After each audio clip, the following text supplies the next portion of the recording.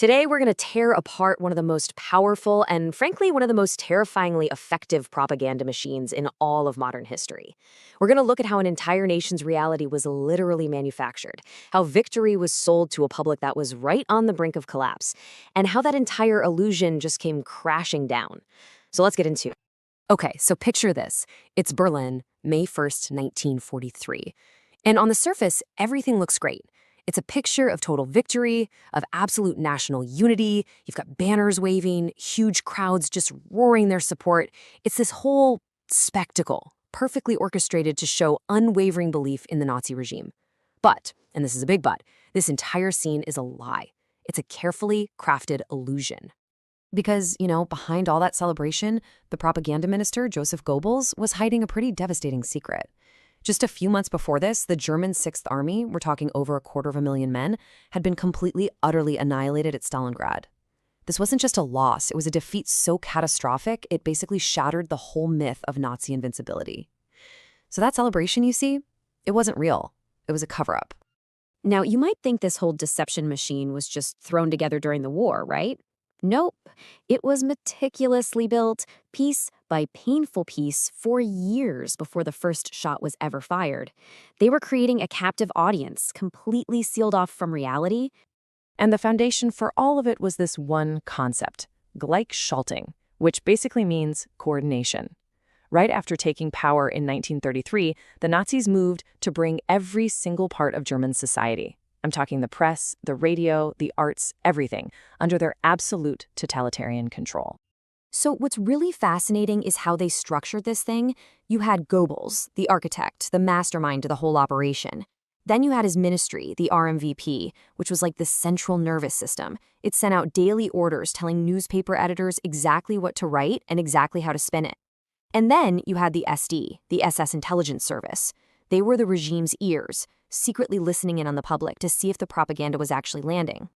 And the results? They were staggering. Within just 2 years, 1,300 independent newspapers were either shut down or just gobbled up by the Nazi Party. Any other voice, any alternative source of information was just gone. They were also incredibly smart about using technology. 70%, think about that. By 1939, that's how many German homes had a Volksempfänger, or people's receiver.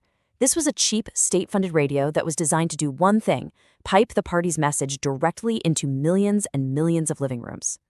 And all of this was guided by a chilling principle from Hitler himself. Goebbels got it. He knew the key wasn't a complex web of little lies. No, it was one single, overarching, big lie. The story was simple. It was emotional. Germans were a superior race, fighting a battle for their very survival against this existential threat they called Judeo-Bolshevism. Every single event, every piece of news was shoved through this one powerful, simplistic filter.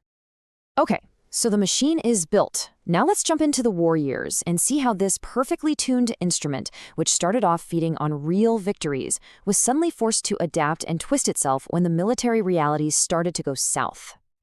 You can really see the pressure points on this timeline. The early years, super easy for them. Those blitzkrieg victories across Europe were perfect propaganda fuel. But then things get tricky. You've got the Russian winter of 41, the absolute disaster at Stalingrad in 42, and then that radical pivot to total war in 43. Each one of these moments forced the propaganda to get even more extreme. The first big test was that brutal Russian winter. German forces were literally freezing to death outside Moscow in their summer uniforms. I mean, it was a massive strategic failure. But the story sold back home, it was spun as this heroic struggle against nature itself. Goebbels launched a winter relief campaign, asking people to donate coats and skis. So a catastrophic failure in logistics was skillfully reframed as a moment for national sacrifice. Pretty clever, huh? But then came Stalingrad, and that was on a whole other level. For months, while the Sixth Army was being surrounded, starved, and just picked apart, the German public was told nothing about the encirclement. All they heard were these vague stories about a heroic struggle for the fortress of Stalingrad. They were kept in the dark, totally unaware that 250,000 of their sons and husbands were trapped in a hopeless fight. So here's the crucial part. When the surrender at Stalingrad was finally announced, Goebbels didn't try to hide the disaster. He weaponized it.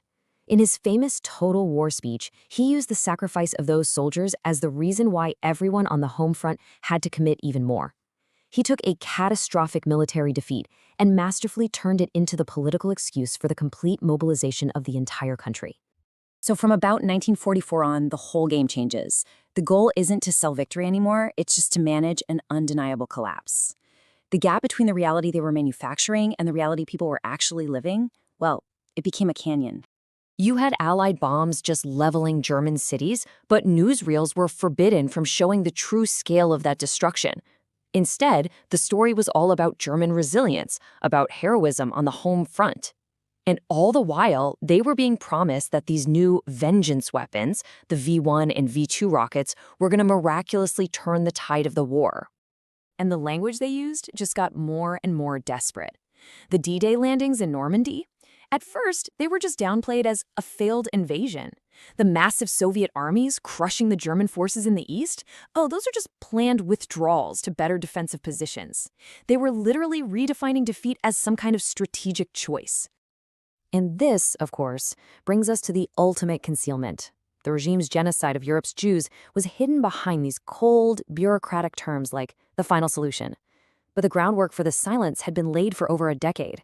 The relentless anti-Semitic propaganda had so dehumanized Jewish people that when they started disappearing, it was met with this climate of willful public ignorance, all of it enforced by pure terror. Well, eventually the Nazi state collapsed, but its records and its crimes didn't just vanish. In 1945, a systematic unmasking of all the lies began, and it forced a confrontation with a horrifying, undeniable truth. So how did this all come out? Well, the truth emerged in three main ways.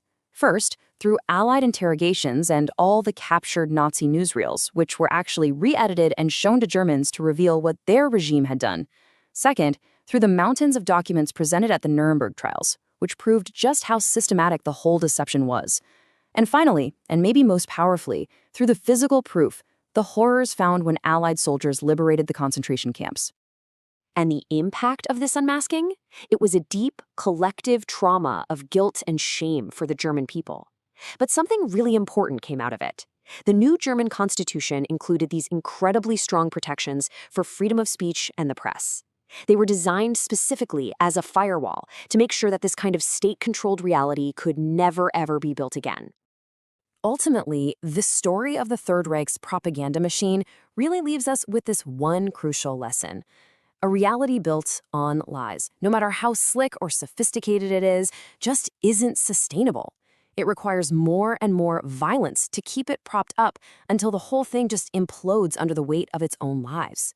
Truth, it seems, has a gravity you just can't escape forever. And that really leaves us with a question for our own time, doesn't it? In an age where algorithms can create these personalized echo chambers for us and disinformation can be targeted with surgical precision, the tools for manufacturing reality are, you could argue, more powerful than ever. So how do we take these lessons from the past to protect our own connection to what's real?